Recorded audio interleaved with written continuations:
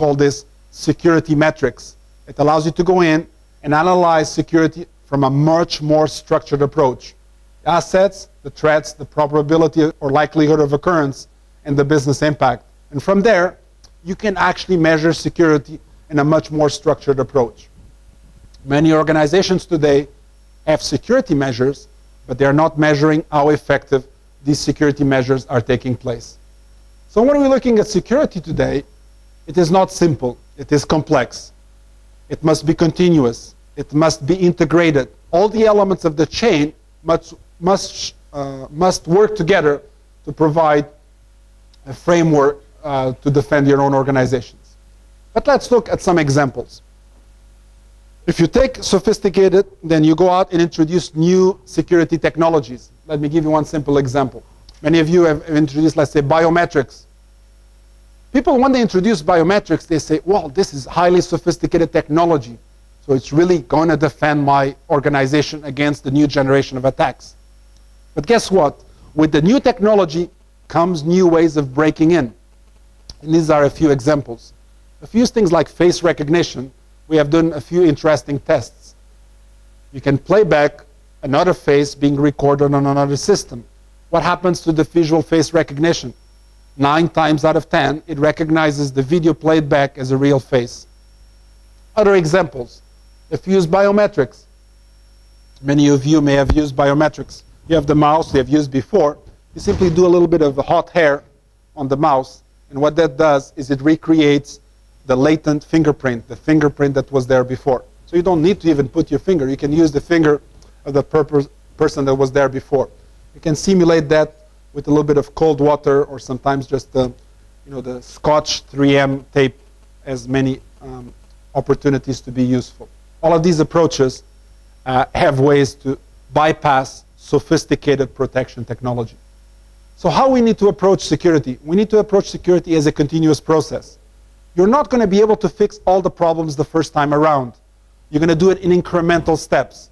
We typically refer to this as maturity of controls. As you get more educated about security and the right steps, you're going to introduce more mature controls. As these controls mature, your business risk and the exposure to attacks is going to go down.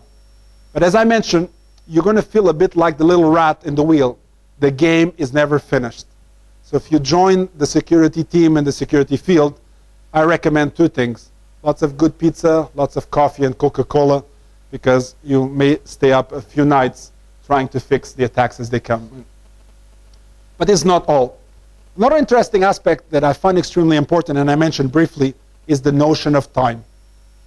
When we're trying to defend ourselves, it is not good to defend ourselves 1 week after the attack has taken place.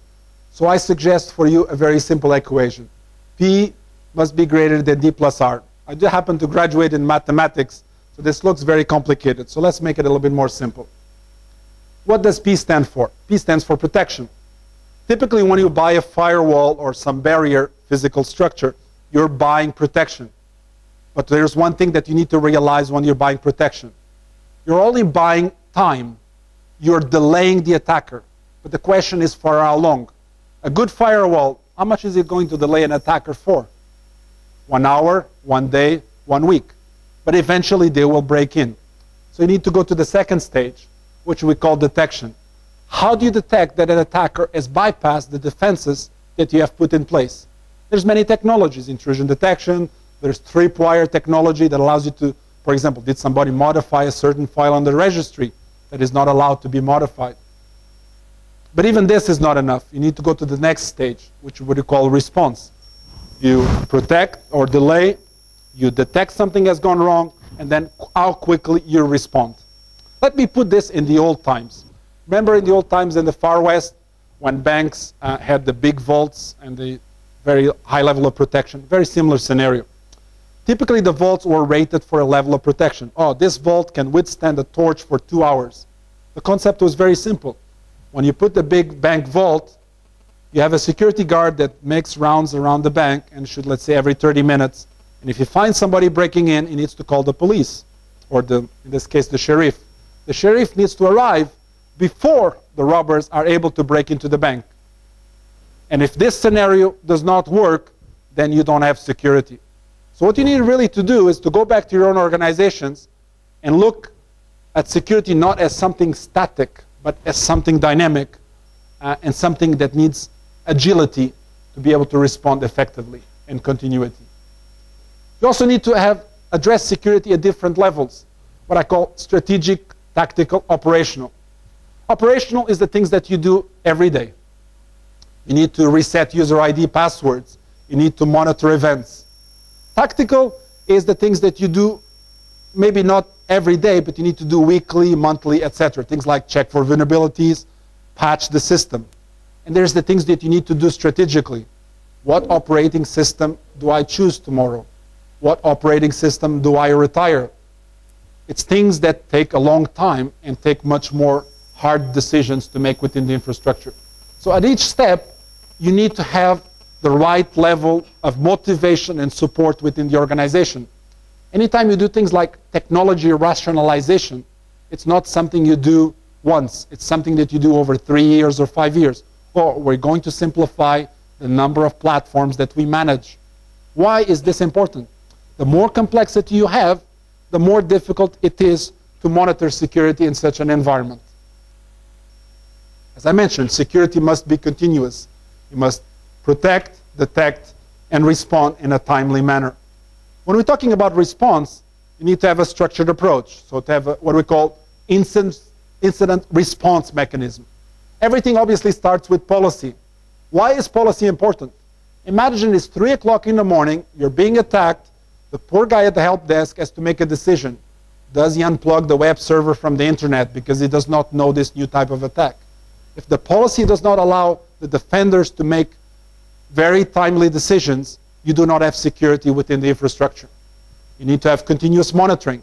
And then all the mechanism of the various responses for steps come into place. But do not forget the little small one called communicate. You need to have interaction between the team members and also the PR department, because sometimes you need to communicate to external factors like your partners that something has happened and what are you doing to respond to such an attack. I actually have an interesting example from the Middle East. There's a company very famous in Saudi Arabia called Abdul Latif Jameel. They're actually in the car business. And what happened to this organization, they have a very large plant in Jeddah. And at the time there was a fire. So they lost all their entire inventory of spare parts. They have vehicles all across the Middle East. So what they decided to do? Next day they took a full-page advertisement in most newspapers in Saudi Arabia saying, yes, we had a fire. Yes, we've contacted the manufacturers in Japan. And within 3 to 5 days, the new parts are going to be here. You need to communicate with the people that you do business in an open way to indicate to them what countermeasures or what response you're taking in place to defend. The final aspects has to do what I call good corporate governance. Obviously, the importance of standards is extremely important. What we see now is standards are coming together. And I'll give you at least 2 or 3 quick examples. One is called COBIT. COBIT is much more than security. It's about measuring how efficient IT operates. COBIT is supported by 2 important standards. One is ITIL, and the other one is ISO 17799 or BS 7799. Today, when we look at security, we need to not just look at the basic elements of security, but the elements of what we call infrastructure management. How do you manage all the pieces of what you have in your own network? Because sometimes in security we have a concept in which we say the cure is worse than the disease. What do I mean by that? When you apply a new patch to fix a problem, the application of that patch may actually introduce more problems than you had before. So you need to have a clear understanding and a clear approach to managing complexity within this new infrastructure. I mentioned about protection, detection, and reaction. One of the simple approaches to do this is by introducing centralized monitoring. You have obviously several approaches. You can do it in-house, you can outsource it. But the concept of centralized monitoring is quite simple. You have to monitor everything, the things you know and the things you don't know. What do I mean by the things you don't know? Let's assume you're monitoring something like volumes of emails sent by users. The typical user sends 2 megabytes of email per day. All of a sudden, the user is sending 100 megabytes of email. Is your intrusion detection going to detect that? Probably not. It was not designed for such capabilities. So you need to monitor what you know, but also what you don't know. So these new mechanisms allow you to achieve these kind of alerts. Then you go in and investigate, and you realize, oh, it's EID. It's just sending app EID cards. It's not really a virus or some new worm that we don't know about, and you go back to business. By having centralized monitoring, you start having a clear understanding on how the behavior of your systems vis-a-vis security within your own infrastructure. Other important aspects about security monitoring is obviously the analysis. Here we can use a lot of automation to do what we call correlation.